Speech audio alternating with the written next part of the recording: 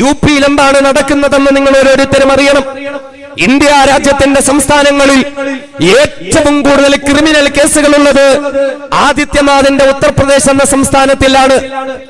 India സംസ്ഥാനത്തിന്റെ ഉള്ളിൽ ഏറ്റവും ക്രൂരനായ, ഏറ്റവും മോശമായ കേസുകളുള്ള, ഏറ്റവും കൂടുതൽ ക്രിമിനൽ പശ്ചാത്തലമുള്ള ഒരു മുഖ്യമന്ത്രി ആരെന്ന് ചോദിച്ചാൽ അത് ഉത്തർപ്രദേശിന്റെ മുഖ്യമന്ത്രിയായ യോഗി ആദിത്യനാഥ് തന്നെയാണ്. അയാളാണ് ക്രിമിനൽ പശ്ചാത്തലമുള്ള മുഖ്യമന്ത്രിമാരിൽ ഒന്നാം സ്ഥാനത്ത് നമുക്ക് നിർത്താൻ പറ്റുന്നത്. നിസ്സാര കേസൊന്നുമല്ല, വണ്ടിക്ക് കല്ലെറിഞ്ഞതോ സമരം നടത്തിയതോ ഒന്നുമല്ല. അതിഭയങ്കരമായ കലാപങ്ങൾക്ക് ആഹ്വാനം നടത്തിയ കേസുകൾ ഉൾപ്പെടെ, കൊലപാതക ശ്രമങ്ങളും അതിനോടനുബന്ധിച്ച കേസുകളും ഉൾപ്പെടെ വലിയ വലിയ ഭീകരമായ കേസുകളുള്ള ഒരു മുഖ്യമന്ത്രിയാണ് ഉത്തർപ്രദേശ് സംസ്ഥാനം ഭരിച്ചുകൊണ്ടിരിക്കുന്ന യോഗി ആദിത്യനാഥ് എന്ന് പറയുന്നത്. അദ്ദേഹത്തിന്റെ മന്ത്രിസഭയിൽ നിലവിൽ 35 MLA-മാർ വർഷങ്ങളോളം ജീവപര്യന്തം തടവ് ശിക്ഷ വിധിക്കപ്പെട്ട് ജയിലിൽ കിടക്കുവാനുള്ള നിലയിൽ കുറ്റകൃത്യങ്ങളിൽ പങ്കെടുത്തിട്ടുള്ളവരാണ്.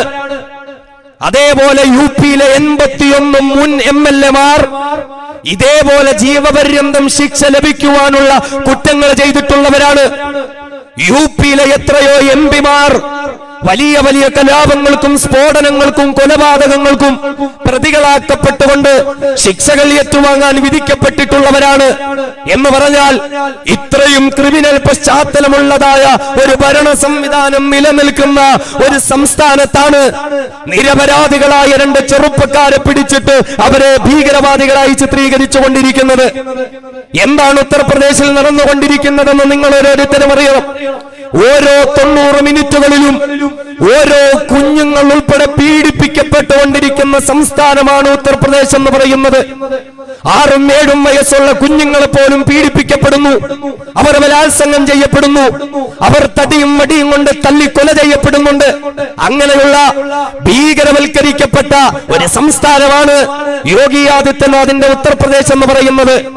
എന്ന് മാത്രമല്ല, ഓരോ 2 മണിക്കൂറുകളിലും ഓരോ സ്ത്രീകൾ വീതം ബലാത്സംഗം ചെയ്യപ്പെടുന്ന, സ്ത്രീകൾക്ക് സംരക്ഷണമില്ലാത്ത, സ്ത്രീകൾക്ക് സുരക്ഷയില്ലാത്ത, സ്വസ്ഥമായി വീട്ടിൽ നിന്നൊന്ന് പുറത്തിറങ്ങാൻ പോലും കഴിയാത്ത നിലയിൽ സ്ത്രീ സുരക്ഷയ്ക്ക് വിള്ളൽ വന്നിരിക്കുന്ന, ഓരോ 2 മണിക്കൂറുകളിലും ഓരോ സ്ത്രീകൾ വെച്ച് പീഡിപ്പിക്കപ്പെടുന്ന, ബലാത്സംഗം ചെയ്യപ്പെടുന്ന ഒരു സംസ്ഥാനമാണ് ആദിത്യനാഥ് ഭരണം നടത്തുന്ന ഉത്തർപ്രദേശ് എന്ന് എന്റെ പ്രിയപ്പെട്ട സഹോദരങ്ങളെ തിരിച്ചറിയുക. ഓരോ ദിവസവും സ്ത്രീകൾക്കെതിരെയുള്ള ആക്രമണത്തിന്റെ പേരിൽ ഏറ്റവും കുറഞ്ഞത് 150 കേസുകൾ ഓരോ ദിവസവും ഉത്തർപ്രദേശ് സംസ്ഥാനത്തിൽ റിപ്പോർട്ട് ചെയ്യപ്പെടുകയാണ്. ഒരു ദിവസം ഏറ്റവും കുറഞ്ഞത് 150 സ്ത്രീകളെ ആക്രമിച്ച കേസ്. നമ്മൾ നോക്കണം, അവിടെ ഒരു ഭരണ സംവിധാനം ഉണ്ടോ? അവിടെ ഒരു പോലീസ് സംവിധാനമുണ്ടോ? ഇന്ത്യ രാജ്യത്ത് ഏറ്റവും കൂടുതൽ വ്യാജ ഏറ്റുമുട്ടലുകളും തല്ലിക്കൊലകളും നടത്തപ്പെട്ടുകൊണ്ടിരിക്കുന്നത് യോഗി ആദിത്യനാഥിന്റെ യു പിയിലാണ്.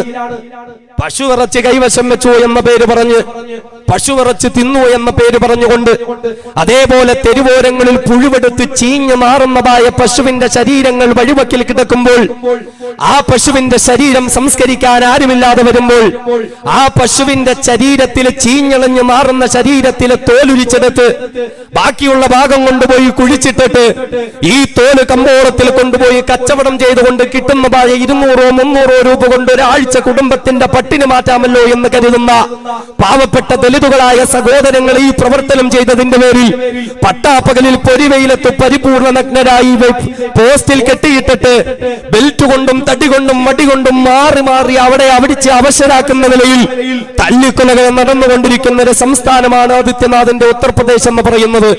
എന്ന് മാത്രമല്ല, അവർണ കുടുംബത്തിൽപ്പെട്ട പാവപ്പെട്ട സ്ത്രീകളെ നിസ്സാരമായ കേസുകൾ ആരോപിച്ചുകൊണ്ട് പരിപൂർണ നഗ്നരായി പരസ്യമായി അവരെ വിചാരണ ചെയ്യുകയും പീഡിപ്പിക്കുകയും ചെയ്തുകൊണ്ടിരിക്കുന്ന സംഭവങ്ങൾ സാധാരണ നിലയിൽ നടന്നുകൊണ്ടിരിക്കുന്ന ഒരു സംസ്ഥാനമാണ് യോഗി ആദിത്യനാഥിന്റെ ഉത്തർപ്രദേശ് സംസ്ഥാനം എന്ന് പറയുന്നത്. ബലാത്സംഗം ചെയ്യപ്പെടുന്ന ഇരകൾക്ക് നീതി ലഭിക്കുകയില്ല എന്ന് മാത്രമല്ല, ആ ബലാത്സംഗം ചെയ്ത പ്രതികൾക്ക് തങ്ങൾക്കെതിരെ കേസ് കൊടുത്തതായ ഇരകളെ വകവരുത്തുവാനും നശിപ്പിക്കുവാനുമുള്ള അവസരങ്ങൾ ഉണ്ടാക്കി കൊടുക്കുന്നതായ ഒരു ഭരണ സംവിധാനമാണ് ആദിത്യനാഥിന്റെ ഉത്തർപ്രദേശിൽ നിന്നും നിലനിന്നുകൊണ്ടിരിക്കുന്നത്. എന്റെ സഹോദരങ്ങളെ, ആയിരക്കണക്കിന് വ്യാജ ഏറ്റുമുട്ടലുകളിലൂടെ 63 ആളുകളെ കൊന്നുകളഞ്ഞ ക്രിമിനൽ പശ്ചാത്തലമുള്ള പോലീസാണ് ആദിത്യനാഥിന്റെ യുപിയിലെ പോലീസ് സംവിധാനം. 63 പേരെ കൊന്നുകളയുക, ഇത്രയും ക്രിമിനൽ പശ്ചാത്തലമുള്ള ഒരു പോലീസ് സംവിധാനം മറ്റെവിടെയുണ്ട് എന്ന് മാത്രമല്ല, ഇക്കഴിഞ്ഞ റിപ്പബ്ലിക് ദിനത്തിൽ ജില്ലാ കളക്ടർമാര് പൊതുജനത്തെ അഭിസംബോധന ചെയ്തുകൊണ്ട് പ്രഭാഷണം നടത്തുമ്പോൾ അക്കൂട്ടത്തിൽ ആദിത്യനാഥിന്റെ ഭരണ നേട്ടങ്ങൾ എണ്ണിപ്പറയുന്ന കൂട്ടത്തിൽ 63 പേരെ വെടിവെച്ചു കൊന്നു എന്നുള്ളത് വലിയ ഭരണനേട്ടമായി പ്രത്യേകം എടുത്തു പറയണമെന്ന് എല്ലാ ജില്ലാ കളക്ടർമാർക്കും ആദിത്യനാഥിന്റെ ഉത്തരവ് വന്നിരിക്കുകയാ. കുറ്റങ്ങൾ ചെയ്യുന്നു, അക്രമങ്ങൾ ചെയ്യുന്നു എന്ന് മാത്രമല്ല, ആ ചെയ്തതൊക്കെയും ഭരണനേട്ടമായി ഉയർത്തിപ്പിടിക്കുന്ന, വികസനമായി ഉയർത്തിപ്പിടിക്കുന്ന ഒരു ഭരണ സംവിധാനമാണ് ഉത്തർപ്രദേശിൽ നിലനിൽക്കുന്നത്. ആ നാട്ടിൽ സമാധാനം എന്ന് പറയുന്നതുണ്ടോ? ആ നാട്ടിൽ സവർണർമാർക്കല്ലാതെ സ്വാതന്ത്ര്യം എന്ന് പറയാനുണ്ടോ? യുപിയിൽ നടക്കുന്നതായ പല അക്രമങ്ങളെയും മറച്ചു പിടിക്കുവാനും യുപിയിൽ RSS വൽക്കരിക്കപ്പെട്ടുകൊണ്ടിരിക്കുന്നത് പോലെ മറ്റ് സംസ്ഥാനങ്ങളിലും RSS വൽക്കരണം കൊണ്ടുവരുവാനും വേണ്ടിയിട്ടാണ് സംഘപരിവാരം ശ്രമിക്കുന്നത്. നിങ്ങളൊന്ന് ഓർക്കണം, പോപ്പുലർ ഫ്രണ്ട് ഓഫ് ഇന്ത്യ രാജ്യത്തിന്റെ വിവിധ ഭാഗങ്ങളിൽ ഉത്തർപ്രദേശിൽ നടന്നുകൊണ്ടിരിക്കുന്ന ഇപ്രകാരമുള്ള മാരകവും ഭീകരവുമായ കുറ്റകൃത്യങ്ങളെ ലോകത്തിന്റെ മുമ്പിൽ വിളിച്ചു പറഞ്ഞുകൊണ്ടിരിക്കുന്നതിന്റെ പിന്നിൽ മറ്റു ചില കാരണങ്ങൾ കൂടിയുണ്ട്. നമുക്കറിയാം, നാളിന്ന് വരെയും ഇന്ത്യ രാജ്യത്തെ സംഘപരിവാരം പറഞ്ഞുകൊണ്ടിരുന്നത് ഇന്ത്യയെ ഗുജറാത്താക്കി മാറ്റണമെന്നാണ്, കേരളത്തെ ഗുജറാത്താക്കി മാറ്റണമെന്നാണ്, ഗുജറാത്ത് മോഡൽ വികസനം നടത്തപ്പെടണമെന്നാണ്. ഗുജറാത്തിൽ വലിയ വികസനമൊന്നും നടത്തപ്പെട്ടത് കൊണ്ടല്ല, നരേന്ദ്രമോദിയുടെ ഭരണത്തിൽ ഗുജറാത്ത് വലിയ കുതിച്ചുയർന്നത് കൊണ്ടൊന്നുമല്ല. ജപ്പാനിലെയും അമേരിക്കയിലും മന്ത്രിമാര് ഗുജറാത്ത് സന്ദർശിക്കാൻ വേണ്ടി വരുമ്പോൾ വഴിവക്കുകളിൽ കയറിക്കിടക്കാൻ കിടക്കാടും പോലും ഇല്ലാതെ ബെഡ്ഷീറ്റ് വലിച്ചു കെട്ടി ടെന്റ് കെട്ടി കിടക്കുന്ന പാവങ്ങളെ വരെ കണ്ണിൽപ്പെടാതിരിക്കാൻ വലിയ ഫ്ലെക്സുകൾ കൊണ്ട് മറച്ചു പിടിച്ച ഗുജറാത്തിൽ ഈ പറയുന്നത് പോലെ വികസനങ്ങൾ നടന്നിട്ടില്ല. പക്ഷേ സംഘപരിവാരം ലക്ഷ്യം വെക്കുന്ന ഗുജറാത്ത് മോഡൽ എന്ന് പറഞ്ഞാൽ നിസാരമായ പേർക്ക് വിഷയങ്ങൾ ഉയർത്തിക്കൊണ്ടുവന്ന കലാപങ്ങൾ നടത്തി, പരിപൂർണ ഗർഭിണിയുടെ വയറ് കീറിക്കൊന്ന കലാപങ്ങൾ, പിഞ്ചു കുഞ്ഞുങ്ങളെ ബലാത്സംഗം ചെയ്തു കൊന്ന കലാപങ്ങൾ, പള്ളികളും മദ്രസകളും തകർത്ത് കളഞ്ഞ, പാവപ്പെട്ട സ്ത്രീകളെ ബലാത്സംഗം ചെയ്ത, പാവപ്പെട്ടവരെ വെട്ടിയും അടിച്ചും കൊന്നും തീയിട്ട് കരിച്ചു കളഞ്ഞതായ നരേന്ദ്രമോദിയുടെ മോഡലിലുള്ള കലാപങ്ങൾ ഇന്ത്യയിൽ നടത്തിക്കൊണ്ടുവന്ന് ഇന്ത്യയിലെ മുസ്ലിമുകളെ രാജ്യത്ത് നിന്നും പുറത്താക്കാൻ വേണ്ടിയിട്ടുള്ള ശ്രമങ്ങൾ മാത്രമാണ് ഗുജറാത്ത് മോഡൽ എന്ന് പറഞ്ഞുകൊണ്ട് സംഘപരിവാരം ഈ രാജ്യത്ത് നടപ്പിലാക്കാൻ ശ്രമിക്കുന്നത്. പക്ഷേ നാം അറിയുക, ഇപ്പൊ ഗുജറാത്ത് മോഡൽ എന്നുള്ളത് സംഘപരിവാരം മാറ്റിയിരിക്കുന്നു. ഇനി അടുത്ത യുപി മോഡലാണ് അവർ പിടികൂടാൻ പോകുന്നത്. യുപി മോഡൽ, ആദിത്യനാഥിന്റെ ഭരണ സംവിധാനം. വർഗീയത കൊണ്ട് കൂറു തെളിയിക്കുന്നവർക്കൊക്കെ പ്രധാനമന്ത്രി പദവും അവർക്കൊക്കെ ആഭ്യന്തര വകുപ്പും മറ്റ് സ്ഥാനമാനങ്ങളും ഒക്കെ സംഘപരിവാരം ഒഴിച്ചിടുമ്പോ ഇന്ത്യ രാജ്യത്തിന്റെ അടുത്ത പ്രധാനമന്ത്രി സ്ഥാനാർത്ഥിയായി ഉയർത്തിക്കൊണ്ടുവരാൻ പോകുന്നത് രൂപം കൊണ്ടും ഭാവം കൊണ്ടും പ്രവർത്തനം കൊണ്ടും സ്വഭാവം കൊണ്ടും സംസ്കാരം കൊണ്ടും ഏറ്റവും വലിയ വർഗീയവാദി എന്ന് തെളിയിച്ചുകൊണ്ടിരിക്കുന്ന യുപിയിലെ യോഗി ആദിത്യനാഥ് തന്നെയാണ്.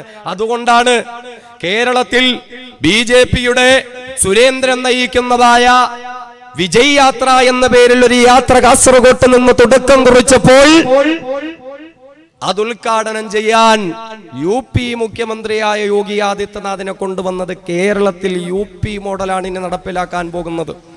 കലാപങ്ങളിലൂടെയും കലാപ ആഹ്വാനങ്ങളിലൂടെയും ഇത് തിരിച്ചറിഞ്ഞുകൊണ്ട് യോഗി ആദിത്യനാഥ് കേരളത്തിന്റെ മണ്ണിൽ കാലുകുത്തുമ്പോൾ താങ്കൾ ഇവിടെ കാലുകുത്താൻ പാടില്ല, യോഗി ആദിത്യനാഥ് കേരളം വിട്ടു പോവുക എന്ന് പറഞ്ഞ് നെഞ്ചുവിരിച്ച് പട്ടാപ്പകൽ അയാൾക്കെതിരെ സമരം നടത്താൻ ആർജവം കാണിച്ച ഒരേ ഒരു പ്രസ്ഥാനം കേരളത്തിൽ ഉണ്ടായി എങ്കിൽ അത് പോപ്പുലർ ഫ്രണ്ട് ഓഫ് ഇന്ത്യ മാത്രമായിരുന്നു എന്ന് അഭിമാനബോധത്തോടുകൂടി നിങ്ങളോട് വിളിച്ചു പറയാൻ ആഗ്രഹിക്കുകയാണ്.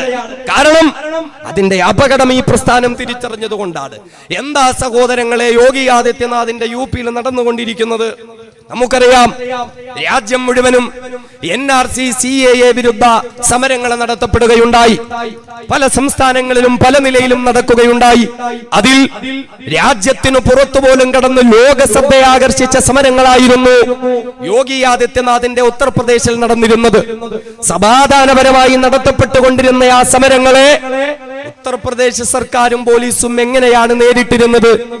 പാവപ്പെട്ട സമാധാനപരമായി നടന്നുപോയിരുന്ന സമരങ്ങളിൽ പങ്കെടുത്ത ആളുകളെ അതിക്രൂരമായ നിലയിൽ UP പോലീസ് നേരിടുകയും 23 നിരപരാധികളായ മുസ്ലിമുകളെ അവർ വെടിവെച്ചു കൊല്ലുകയും ചെയ്യുകയുണ്ടായി. UPയിൽ നിരപരാധികളെ അതിക്രൂരമായി വെടിവെച്ചു കൊന്നുകളയുക എന്ന് മാത്രമല്ല, ഈ കൊല്ലപ്പെട്ടവരുടെ മയ്യത്തുകൾ ഉറ്റവർക്കോ ഉടയവർക്കോ വിട്ടുകൊടുക്കാതെ അവസാനമൊന്ന് കാണാൻ പോലുമുള്ള സാഹചര്യമൊരുക്കാതെ ഈ ജനാസകൾ UPയിലെ യോഗിയുടെ സംഘി പോലീസ് രാത്രിയുടെ നിശബ്ദതയിൽ എവിടേക്കോ കൊണ്ടുപോയി സംസ്കരിച്ച് നശിപ്പിച്ചു കളയുകയായിരുന്നു.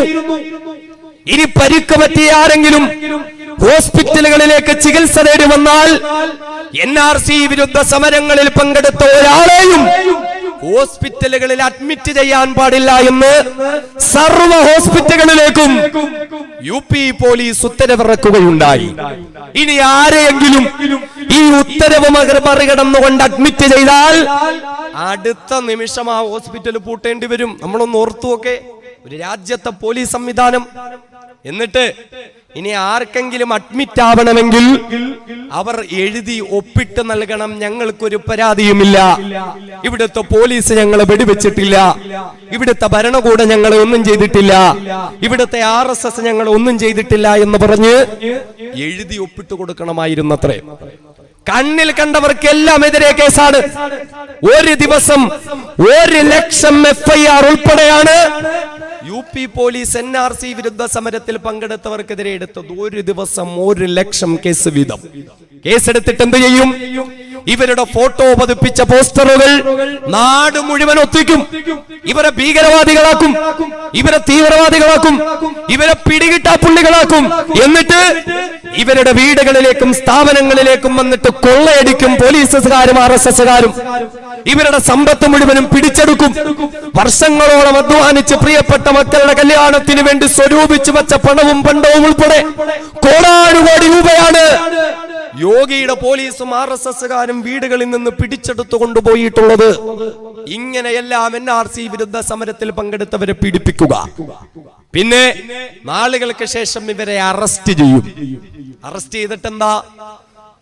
പോലീസിന്റെ ബാരക്കിലേക്ക് 180ഉം 200ഉം ആളുകളെ തിരികെ കയറ്റും. സ്റ്റേഷനിൽ കൊണ്ടുപോയി പേരിനൊരു നടപടിയെല്ലാം കഴിഞ്ഞിട്ട് സ്റ്റേഷനിലല്ല, തൊട്ടടുത്തുള്ള സ്കൂളുകളിലേക്കോ മറ്റ് കെട്ടിടങ്ങളിലേക്കോ കൊണ്ടുപോയി പാർപ്പിച്ചിട്ട് ഭക്ഷണം കൊടുക്കാതെ അതിക്രൂരമായി പീഡിപ്പിക്കും. ക്ഷീണിച്ച തളർന്നുറങ്ങാൻ പോലും സമ്മതിക്കില്ല. ആരുടെയെങ്കിലും കണ്ണൊന്നടഞ്ഞു പോയാൽ മുഖത്തെ ശക്തമായി പ്രഹരിക്കുകയോ വെള്ളമൊഴിക്കുകയോ ചെയ്യും. തോക്കും ലാത്തിയും കൊണ്ട് അവരെ അടിച്ച് അവരെ ഉണർത്തും. ഇങ്ങനെ അതിക്രൂരമായുള്ള നിലയിൽ അവരെ പീഡിപ്പിക്കുകയും അവരുടെ സ്വത്ത് പിടിച്ചെടുക്കുകയും അവരുടെ സ്വത്തുവകകൾ നശിപ്പിക്കുകയും ചെയ്തുകൊണ്ടാണ് ആദിത്യനാഥിന്റെ UP പോലീസ് NRC CAA വിരുദ്ധ സമരങ്ങളെ നേരിട്ടിരുന്നത്. ഇതിന്റെയൊക്കെ അവസാന ഉദാഹരണം മാത്രമാണ് പോപ്പുലർ ഫ്രണ്ട് ഓഫ് ഇന്ത്യയുടെ 2 പ്രവർത്തകരെ പിടിച്ച് ഭീകരവാദികളാക്കുന്നത്. തീർന്നിട്ടില്ല. രാജ്യത്ത് തല്ലിക്കൊലകൾ നടന്നുകൊണ്ടിരിക്കുന്നത് UPയിലാണ് ഏറ്റവും കൂടുതൽ. തല്ലിക്കൊലകൾ എന്ന് പറയുമ്പോ നമ്മുടെ മനസ്സിലേക്ക് ആദ്യമായി ഓടിയെത്തുന്നത് ഇന്ത്യ രാജ്യത്തിന്റെ ചരിത്രത്തിൽ ആദ്യമായി നടന്ന ഏറ്റവും ഭീകരമായ ഒരു തല്ലിക്കൊലയാണ്. മുഹമ്മദ് അഖ്ലാഖ് എന്ന വയോവൃദ്ധനായ മനുഷ്യൻ തന്റെ 2 ആൺമക്കളിൽ ഒരാളെ ഈ രാജ്യത്തിന്റെ പട്ടാള സേവനത്തിന് വേണ്ടി അയച്ചിരുന്ന മുഹമ്മദ് അഖ്ലാഖ് ഒരു ദിവസം പള്ളിയിൽ നിന്ന് നിസ്കാരം കഴിഞ്ഞ് വീട്ടിലേക്ക് വരുമ്പോൾ മാർക്കറ്റിൽ ആട്ടിന്റെ ഇറച്ചി വിൽപ്പന നടത്തുന്നതായി അദ്ദേഹം കണ്ടു. തന്റെ വീട്ടുകാർക്കും തന്റെ മകനും ആട്ടിറച്ചി വലിയ ഇഷ്ടമായതുകൊണ്ട് അദ്ദേഹം ആട്ടിറച്ചി വാങ്ങി വീട്ടിൽ കൊണ്ടുവരികയും അല്പമെടുത്ത് പാചകം ചെയ്യാൻ വീട്ടുകാർക്ക് കൊടുത്തിട്ട് ബാക്കിയുള്ളത് അവിടുത്തെ ഫ്രിഡ്ജിൽ സൂക്ഷിക്കുകയും ചെയ്തു. എന്നാൽ ആട്ടിറച്ചി പാചകം ചെയ്യുന്നതിന്റെ ഗന്ധം അന്തരീക്ഷത്തിൽ പടർന്നപ്പോൾ അഖ്ലാഖിന്റെ വീട്ടിൽ ഗോമാതാവിനെ പാചകം ചെയ്യുന്നു എന്ന കള്ളക്കഥ അടുത്തുള്ള ക്ഷേത്രത്തിന്റെ മൈക്കും ഓണും ഉപയോഗിച്ചുകൊണ്ട് സംഘപരിവാരം വിളംബരം ചെയ്യുകയും തടിയും മടിയും കല്ലുകളുമായി സംഘപരിവാർ ഭീകരവാദികൾ അഖ്ലാഖിന്റെ വീട്ടിലേക്ക് കടന്നു വരികയും ചെയ്തു. സഹോദരങ്ങളെ, നാം ഒന്ന് ചിന്തിക്കണം. ഈ രാജ്യത്ത് പശുവിറച്ചി തിന്നുക എന്ന് പറയുന്നത് ഈ രാജ്യത്ത് വലിയ കൊടിയ പാതകമാണോ? ഒരു മനുഷ്യനെ തല്ലിക്കൊന്നുകളയാൻ പറ്റുന്ന ഒരു കൊടിയ പാതകമാണോ പശുവിറച്ചി തിന്നുക എന്ന് പറയുന്നത്? എന്നാൽ എന്നാൽ ഈ ഭീകരവാദികൾ വീടുകളിലേക്ക് കടന്നു വന്ന് പ്രായമേറിയ മുഹമ്മദ് അഖ്ലാഖിനെ ഭാര്യയുടെയും മക്കളുടെയും മുമ്പിൽ വലിച്ചിറക്കി. തടസ്സം പിടിക്കാൻ പോയ അദ്ദേഹത്തിന്റെ മറ്റൊരു മകനെയും വലിച്ചിറക്കി. കയ്യിൽ കരുന്നിരുന്നതായ തടി കൊണ്ട് തലയ്ക്കും ശരീരത്തും അടിച്ചു. വലിയ വലിയ ബ്ലോക്ക് കട്ടകളെടുത്ത് തലയിലേക്ക് വലിച്ചെറിഞ്ഞു. വീട്ടുകാരുടെ മുമ്പിൽ വെച്ചുകൊണ്ട് പാവം മനുഷ്യനെ അതിക്രൂരമായി തല്ലിക്കൊന്നു കളയുകയും അതിന്റെ പ്രതികളായ ആളുകളുടെ മേൽ നിസ്സാരമായ കുറ്റം ചുമത്തി വെറുതെ വിടുകയും ചെയ്തത് യോഗി ആദിത്യനാഥിന്റെ ഉത്തർപ്രദേശിലാണ്. ദേശത്തെ നമ്മൾ ആരും മറന്നിട്ടുണ്ടാകില്ല. മുസഫർ നഗറിലെ മുസ്ലിം ഭൂരിപക്ഷ പ്രദേശങ്ങളിലേക്ക് ലവ് ജിഹാദ് പറഞ്ഞുകൊണ്ട് യോഗി ആദിത്യനാഥിന്റെ RSSന്റെ തലതെറിച്ച കുട്ടികളും പോലീസുകാരും കയറിയിറങ്ങി, വീടുകൾ കയറിയിറങ്ങി പീഡനങ്ങൾ നടത്തി, ബലാത്സംഗം നടത്തി, പാവങ്ങളെ തല്ലിച്ചതച്ച് വീടുകൾ കയറിയിട്ട് കൊള്ളയടിച്ചിട്ട് അവർ നരനായാട്ടം നടത്തുകയായിരുന്നു മുസഫർ നഗറിൽ. എന്നിട്ട് അതിന്റെ പേരിൽ രജിസ്റ്റർ ചെയ്യപ്പെട്ട കേസുകൾ ഓരോന്നോരോന്നായി യോഗി ആദിത്യനാഥിന്റെ സർക്കാർ ആ കേസ് വെറുതെ വിടുകയും പ്രതികളെ നിരപരാധികളെന്ന് പ്രഖ്യാപിക്കുകയും ചെയ്യുകയാണുണ്ടത്. നമ്മൾ നോക്കണം, സർക്കാർ സ്പോൺസേഡ് കലാപങ്ങൾ നടത്തപ്പെടുകയും കലാപങ്ങളിലെ പ്രതികൾക്ക്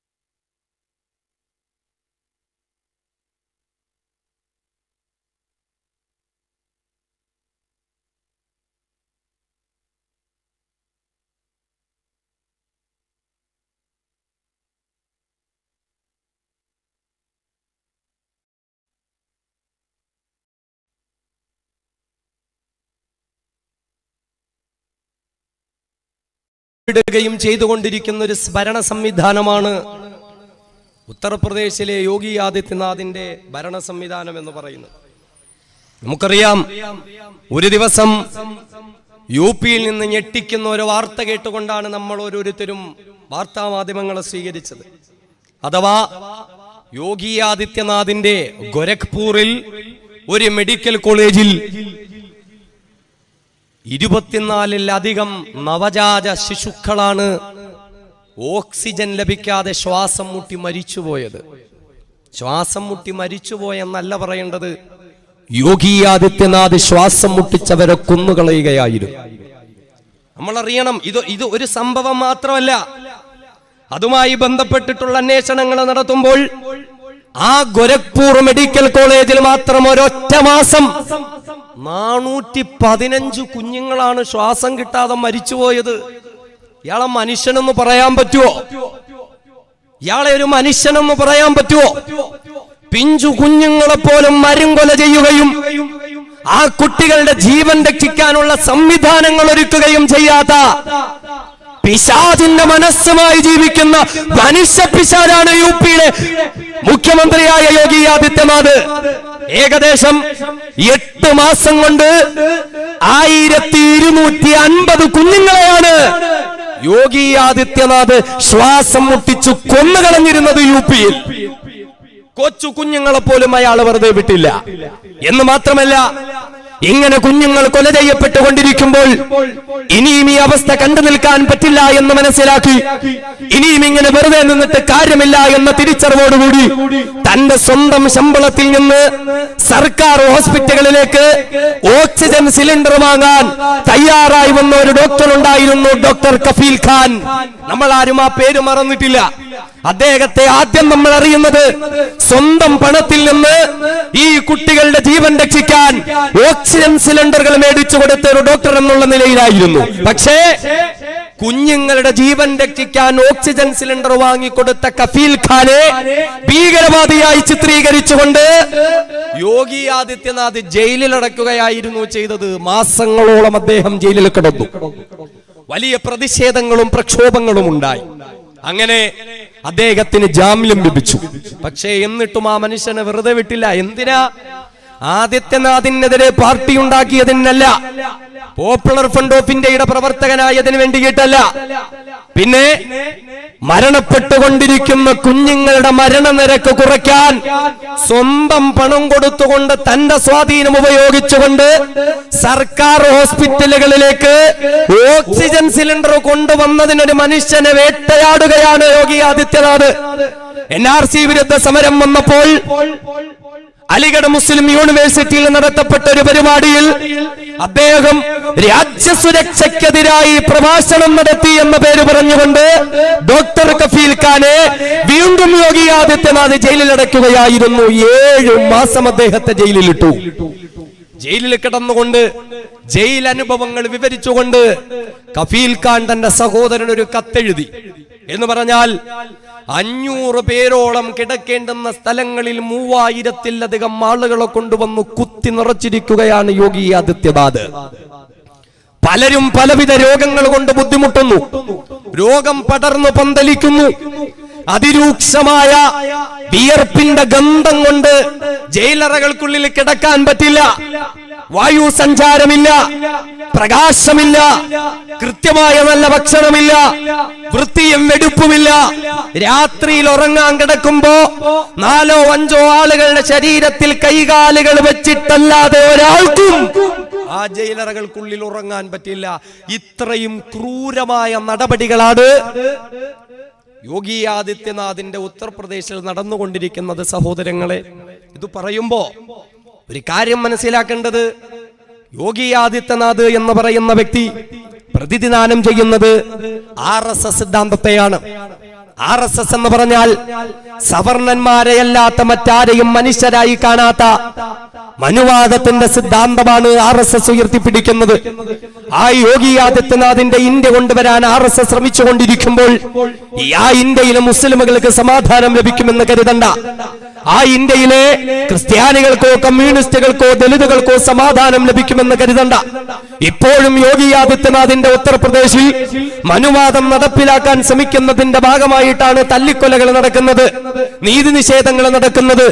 എന്ന് മാത്രമല്ല, അവർണ കുടുംബത്തിൽപ്പെട്ട ഹിന്ദു സമുദായത്തിൽപ്പെട്ട ദലിതുകളായ മനുഷ്യര്, താഴ്ന്ന ജാതിക്കാരായ മനുഷ്യര്, ഇപ്പോഴും ചെരുപ്പ് കുത്താൻ വിധിക്കപ്പെട്ടവർ, മലം ചുമക്കാൻ വിധിക്കപ്പെട്ടവർ, അവർക്ക് അവിടെയുള്ള ഒരു ക്ഷേത്രത്തിൽ കയറിയിട്ട് ആരാധന നടത്തുവാനുള്ള സ്വാതന്ത്ര്യം പോലും സവർണന്മാർ UP-യിൽ കൊടുക്കുന്നില്ല.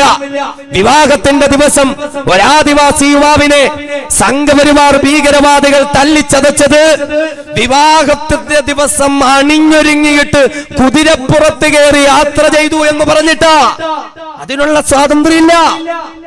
വഴിവക്കിൽ 19 വയസ്സുള്ള കുട്ടികൾ മൂത്രമൊഴിച്ചാൽ ദലിത് കുടുംബത്തിൽപ്പെട്ടവരായതിന്റെ പേരിൽ തല്ലിക്കൊല്ലുന്ന ഒരു സിദ്ധാന്തമാണ് RSS ഇന്ത്യ രാജ്യത്തെ പ്രതിനിധാനം ചെയ്യുന്നത് എങ്കിൽ RSS വൽക്കരിക്കുന്ന ഇന്ത്യ രാജ്യത്തിന് വേണ്ടിയിട്ടാണ് ആദിത്യനാഥും സംഘപരിവാരവും ഇന്ന് ശ്രമിച്ചുകൊണ്ടിരിക്കുന്നത്. അതുകൊണ്ട് തന്നെ അവരുടെ നാട്ടിൽ ഹിന്ദു കുടുംബത്തിൽപ്പെട്ടവർക്ക് പോലും സമാധാനമില്ല. ഇപ്പൊ നമ്മൾ കണ്ട വാർത്തയുണ്ട്, UP-യിൽ ഹത്രാസ് പീഡനമൊക്കെ നമുക്കറിയാം. അതേ ഹത്രാസിൽ പീഡിപ്പിക്കപ്പെട്ട ഒരു പെൺകുട്ടി കേസ് കൊടുക്കുകയും അതിന്റെ പേരിൽ പ്രതിയെ പിടിക്കുകയും എന്നാൽ അവനെ ജാമ്യം കൊടുത്ത് വെറുതെ വിടുകയും ചെയ്തപ്പോൾ തനിക്കെതിരെ കേസ് കൊടുത്തതിന്റെ പേരിൽ ആ പെൺകുട്ടിയുടെ പിതാവിനെ അവൻ വെടിവെച്ചു കൊല്ലുക.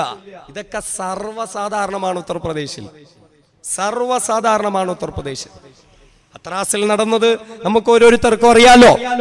19 വയസ്സുകാരിയായ ഒരു പെൺകുട്ടിയെ യോഗി ആദിത്യനാഥിന്റെ ഉന്നത കുലജാതന്മാരെന്ന് പറയപ്പെടുന്ന സവർണ ഭീകരവാദികൾ അവളുടെ ശരീരത്തിൽ കിടന്ന ദുപ്പട്ടയെടുത്ത് കഴുത്തിൽ വരിഞ്ഞു മുറുക്കി ശ്വാസമോ ശബ്ദമോ പോലും പുറത്തേക്ക് വരാതെ അവളെ വലിച്ചടച്ച് പൊന്തക്കാട്ടിൽ കൊണ്ടുപോയി.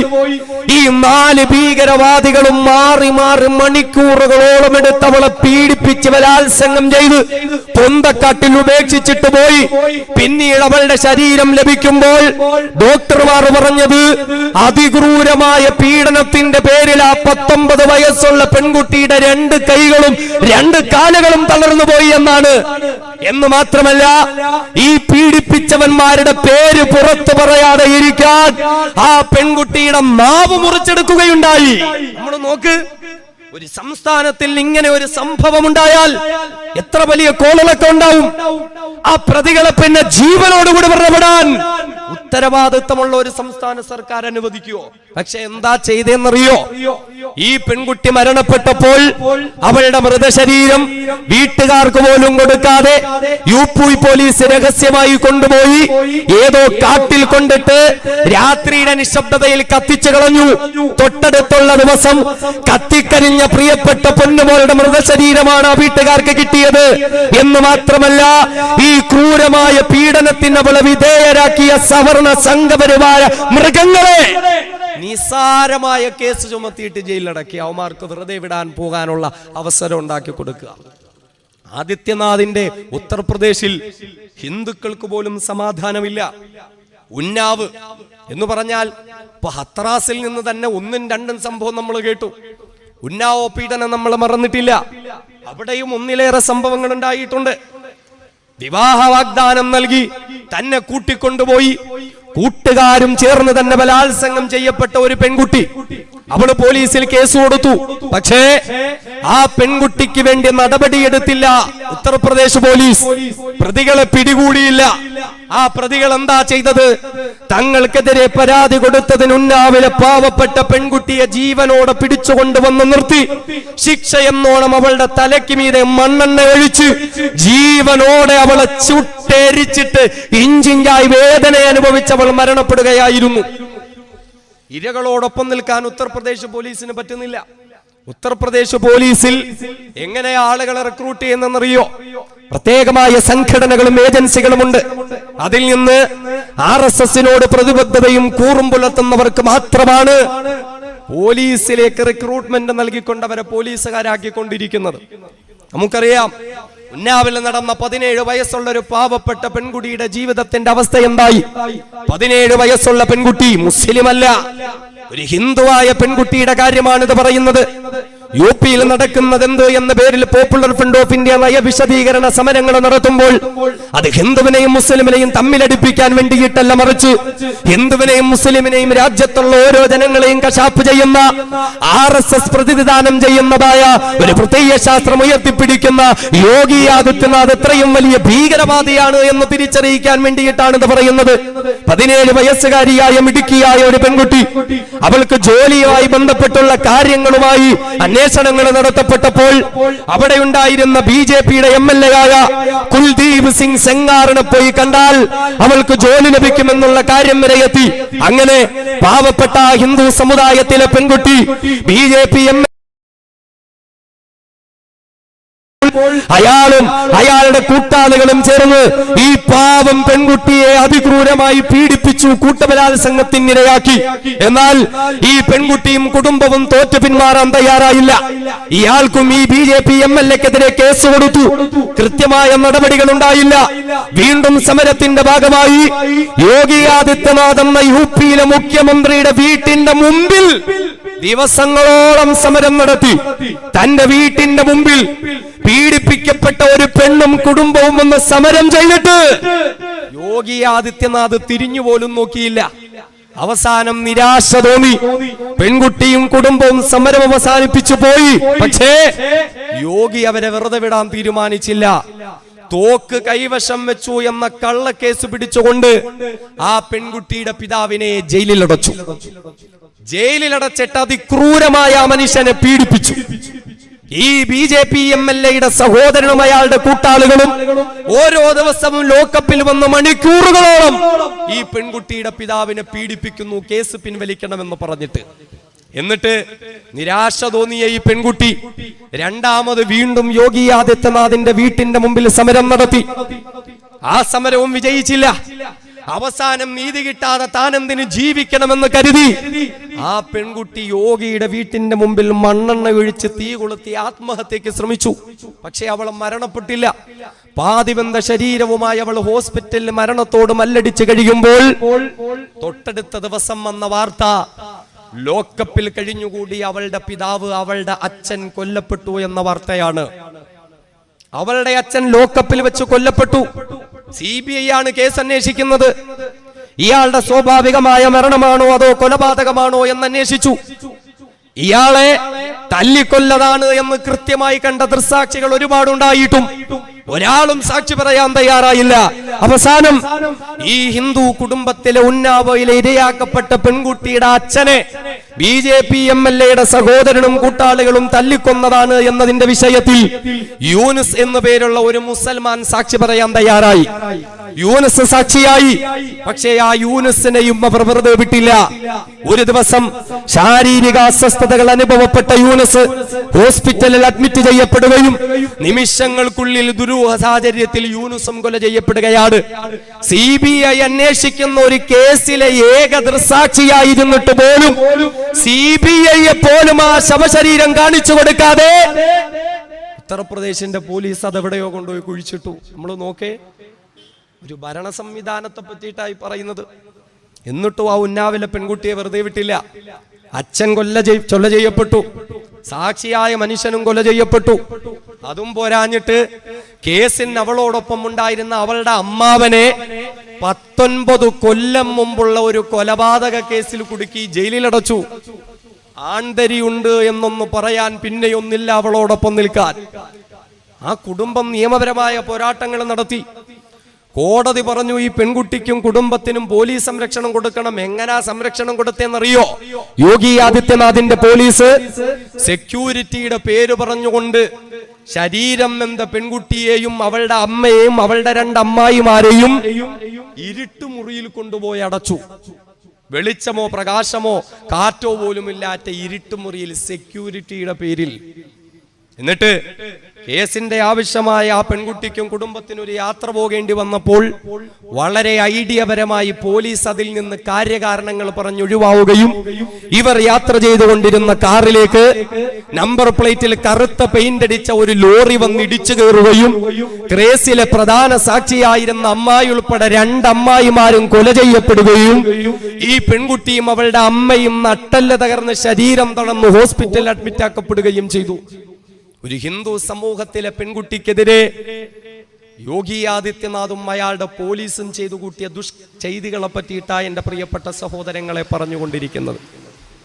ഇങ്ങനെ UP-യിൽ നടത്തപ്പെട്ടുകൊണ്ടിരിക്കുന്ന നരനായാട്ടുകളെ മറച്ചു പിടിക്കുവാനും ആ നരനായാട്ടുകളുടെ അവസാന ഉദാഹരണവുമായിട്ടുമാണ് പോപ്പുലർ ഫ്രണ്ട് ഓഫ് ഇന്ത്യയുടെ പ്രവർത്തകരായ അൻഷാദിനെയും ഫിറോസിനെയും ജയിലിൽ അടച്ചിട്ട് ഭീകരവാദികളായി ചിത്രീകരിക്കുക. അതാണല്ലോ ഇപ്പോഴത്തെ സംഘപരിവാരത്തിന്റെ പ്രധാനപ്പെട്ട ഒരു പണി. തങ്ങൾക്കെതിരെ ആര് ശബ്ദിച്ചാലും, എതിർ ശബ്ദങ്ങൾ എവിടെ ഉയർന്നു വന്നാലും അവരെ ഏതെങ്കിലും വിഭാഗം ഭീകരവാദികളായി ചിത്രീകരിച്ചില്ലാതാക്കുക. മുസ്ലിമുകൾക്ക് വേണ്ടി ആരെങ്കിലും ശബ്ദിച്ചാൽ, പള്ളികൾക്കും മദ്രസകൾക്കും വേണ്ടി ശബ്ദിച്ചാൽ, മുസൽമാന്റെ ഉന്നമനത്തിന് വേണ്ടി ശബ്ദിച്ചാൽ ഉടനെ അവരെ ജിഹാദികളാക്കി മാറ്റുക. ജിഹാദികൾ എന്ന് പേരിട്ട് വിളിക്കുക. ഏതെങ്കിലും ഒരു പദത്തോടൊപ്പം ജിഹാദ് എന്ന് ചേർത്തിട്ട് ഭീകരവൽക്കരിക്കുക. അല്ലേ? നമ്മൾ കാണുന്ന അതല്ലേ? UPSC ജിഹാദ്, ലവ് ജിഹാദ്, റോമിയോ ജിഹാദ്, ഹലാൽ ജിഹാദ്. ഇപ്പൊ ഹലാൽ ജിഹാദൊക്കെ വലിയ വിഷയാക്കിക്കൊണ്ടിരിക്കുക.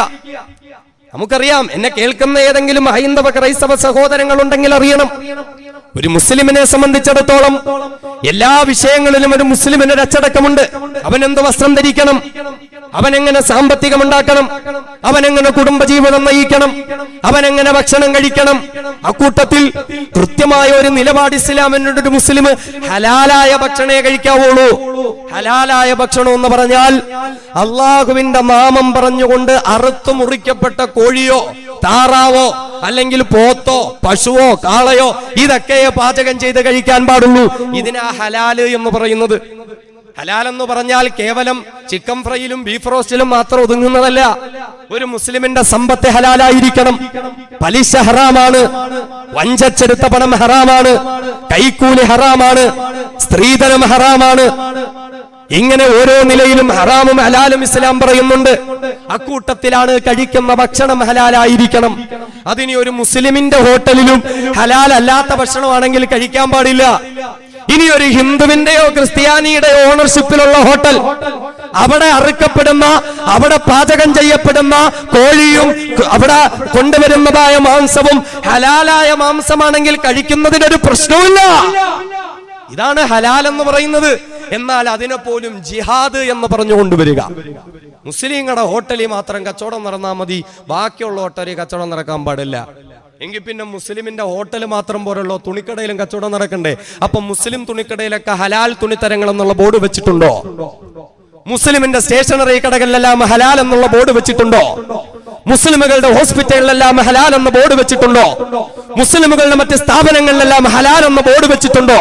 എന്ന് പറഞ്ഞാൽ ഇന്ത്യ രാജ്യത്തെ ഹിന്ദുവിനെയും മുസ്ലിമിനെയും തമ്മിലടുപ്പിച്ച് വർഗീയതയുണ്ടാക്കി കലാപങ്ങൾ നടത്തി മാത്രം അധികാരത്തിലെത്താൻ സംഘപരിവാരം കേരളത്തിലും ഇന്ത്യയിലുമെല്ലാം ശ്രമിച്ചുകൊണ്ടിരിക്കുന്നു. ജിഹാദി ആരോപണങ്ങൾ ഇങ്ങനെ ഓരോ ജിഹാദ് ഇങ്ങനെ കൊണ്ടുവരിക അല്ലേ? ഇപ്പൊ ഉണ്ടല്ലോ ഒരു പൂഞ്ഞാറ്റിലെ MLA, നമ്മളെയൊക്കെ നാട്ടിൽ നമ്മളൊക്കെ സാധാരണ പറയാൻ എന്തെങ്കിലും ഉണ്ടെങ്കിൽ അങ്ങ് പൂഞ്ഞാറ്റി ചെന്ന് പറഞ്ഞാൽ മതി. കാരണം അതിനൊരു വിലയും അതിനൊരു യാതൊരുവിധ പിൻബലവും ഇല്ലാത്തോണ്ടാ. അതുകൊണ്ട് ഒരു നിലയും ഒരു വിലയും ഒരു പിൻബലവും ഇല്ലാത്ത കേരള രാഷ്ട്രീയത്തിൽ നിന്ന് ചീഞ്ഞ് മാറിക്കൊണ്ടിരിക്കുന്ന ഒരു പൂഞ്ഞാറ്റിലെ MLA പോലും ഇപ്പൊ പറയാ ലവ് ജിഹാദ് ഉണ്ട് എന്ന് പറഞ്ഞാൽ സംഘപരിവാരം ആരോപിക്കുന്നത് പോലെ ഹിന്ദു പെൺകുട്ടികളെ പ്രേമിച്ച് മതം മാറ്റിയിട്ട് ഇസ്ലാമിലേക്ക് കൊണ്ടുവരുന്ന ലവ് ജിഹാദ് നടക്കുന്നുണ്ട്. ആരാ പറയുന്നേ? ഹിന്ദു കുടുംബത്തിലെ ഒരു പെൺകുട്ടിയെ സ്വന്തം മകൻ പ്രേമിച്ചു കൊണ്ടുവന്നപ്പോ മതം മാറ്റി മാമോദീസ മുക്കിയിട്ടല്ലാതെ വീട്ടിൽ കേറ്റൂല എന്ന് പറഞ്ഞ ലവ് ജിഹാദിന്റെ ഏറ്റവും വലിയ ബ്രാൻഡ് അംബാസഡറായ പൂഞ്ഞാറ്റിലെ MLA ആദ്യം അയാളെ മോനെ നന്നാക്കട്ടെ, എന്നിട്ട് മുസ്ലിം ചെറുപ്പക്കാരനെ വെച്ചിട്ട് കയറാൻ വരട്ടെ. ഇങ്ങനെ ജിഹാദി ആരോപണങ്ങൾ നടത്തിക്കൊണ്ടിരിക്കുക. ഇത് മുസ്ലിമുകളാണ് എങ്കിൽ, ഇനി ദലിതുകളാണെങ്കിലോ ആദിവാസികളാണ് എങ്കിലോ, ഈ രാജ്യത്ത് പീഡിപ്പിക്കപ്പെടുന്ന ദലിതുകൾക്ക് വേണ്ടി ആരെങ്കിലും ശബ്ദിച്ചാൽ, ഈ രാജ്യത്ത് വിദ്യാഭ്യാസം നിഷേധിക്കപ്പെടുന്ന ദലിതുകൾക്ക് വേണ്ടി ആരെങ്കിലും ശബ്ദിച്ചാൽ, സവർണർക്കെതിരെ അവർണർ നേടിയെടുത്ത വലിയ വിജയത്തിന്റെയും മുന്നേറ്റത്തിന്റെയും ചരിത്രമായ ഭീമാ കൊറേഗാവിന്റെ 100ാമത് വാർഷികത്തിന്റെ അന്ന് ഭീമാ കൊറേഗാവ് നടന്ന സ്ഥലത്ത് ദലിതുകളും അവർണരുമായ പാവപ്പെട്ട സഹോദരങ്ങൾ ആഘോഷത്തിനു വേണ്ടി ഒന്നു ചേർന്നപ്പോൾ സംഘപരിവാരം കലിപ്പ് കയറിയിട്ട് ആ പാവങ്ങളുടെ മേൽ അക്രമങ്ങൾ അഴിച്ചുവിട്ടു. എന്നിട്ട് എന്തുണ്ടായി? ദലിതുകളെ മുഴുവനും തീവ്രവാദികളാക്കുക. അവരെ പറ്റി ജിഹാദികൾ എന്ന് പറയില്ല, അർബൻ നക്സലൈറ്റുകളാണവർ. അർബൻ നക്സലൈറ്റുകൾ. അവരെയും വെടിവെച്ചു കൊല്ലുക, അവരെയും ജയിലിലടക്കുക, എന്നിട്ട് നക്സലൈറ്റുകൾ എന്നവരെ പേര് കുത്തുക.